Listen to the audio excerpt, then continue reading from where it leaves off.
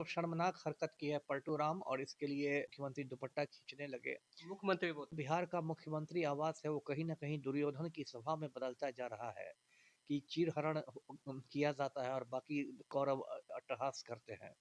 तो नमस्कार, मैं निखिल कुमार। बता दें पिछले दिनों महिला नीतीश कुमार जो है महिला डॉक्टर को नियुक्ति पत्र बाँट रहे थे, जिनमें एक मुस्लिम महिला उनके सामने है और उनका जो है हिजाब नीचे की ओर कर दिए। इस पर जो है राजनीतिक गरम हुई है, सब अपने-अपने अलग-अलग तर्क दे रहे हैं, इन्हीं सब बातों पर हम बात करेंगे सर। क्या कहिएगा जो नीतीश कुमार जो है पिछले दिनों महिला के हिजाब नीचे कर दिए? देखिए बहुत ही पूरी दुनिया में पलटू राम की फ़ज़ीहत हो रही है, लानत मलामत हो रही है। ये मामला दर्शक जानते होंगे परसों शाम की बात है।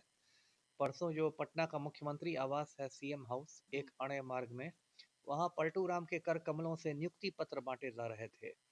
जो आयुष डॉक्टर होते हैं, यानी कि एलोपैथी के अलावा जो डॉक्टर होते हैं उनको आयुष डॉक्टर कहते हैं, जैसे आयुर्वेद के डॉक्टर, होम्योपैथी के डॉक्टर। और उसी में एक लड़की मंच पर आई जिसका नाम नुसरत परवीन था, जैसा नाम ही से स्पष्ट है वो मुस्लिम समाज से थी और उसने चेहरे पर हिजाब लगा रखा था और पलटू राम ने अचानक उसका हिजाब नोच दिया, ये क्या है जी कह के हटा दिया।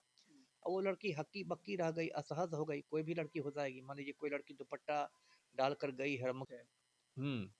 तो उसके बाद किसी तरह वो नियुक्ति पत्र लेकर लौटी, लेकिन जहां वो वीडियो वायरल हुआ तो समझिए देश विदेश में एक तरह का बवाल आ गया है।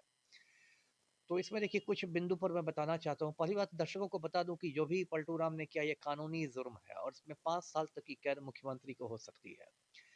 जो देश का कानून है भारत न्याय संहिता बीएनएस जिसको कहते हैं, उसकी धारा 74 है, सेक्शन 74।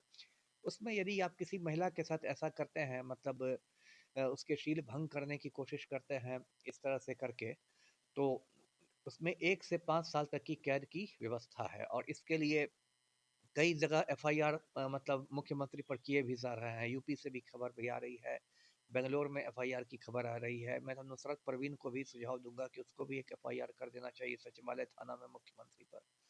तो एक तो ये बात हुई कि कानूनी जुर्म है, ये कोई हंसी मजाक की बात नहीं रह गई है। दूसरी बात क्या है जो बहुत मुझे निराशा हुई कि जब मुख्यमंत्री बांट रहे थे नियुक्ति पत्र तो मंच पर बाकी लोग भी थे। जैसे उप मुख्यमंत्री थे सम्राट चौधरी, स्वास्थ्य मंत्री मंगल पांडे, प्रधान सचिव दीपक कुमार। तो यदि मुख्यमंत्री ऐसी हरकत कर रहे थे तो उन लोग को रोकना चाहिए था कि सर ऐसा नहीं कीजिए। लेकिन सब लोग ही खिखी कर रहे थे। मुझे तो दुर्योधन की सभा याद आ गई।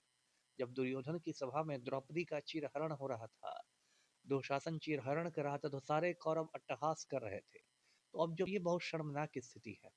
देखिए इसमें क्या है कि बिहार राज्य महिला आयोग को भी हस्तक्षेप करना चाहिए था, लेकिन महिला आयोग में तो सब चमची लोग बैठी हुई हैं। रश्मि रेखा सिन्हा है जो खुद दीपक कुमार की पत्नी है, जो मुख्यमंत्री के प्रधान सचिव हैं।